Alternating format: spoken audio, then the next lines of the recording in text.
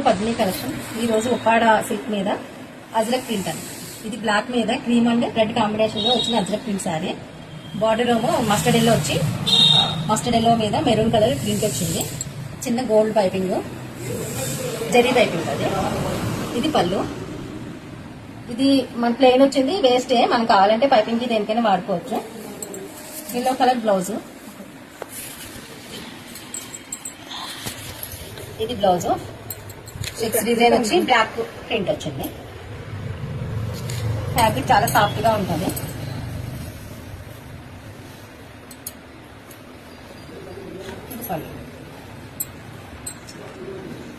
దీనిలో 4 కలర్స్ ఉన్నాయి. దీనిలో కలర్స్ అక్కడ ఎల్లో ఉన్నాయి.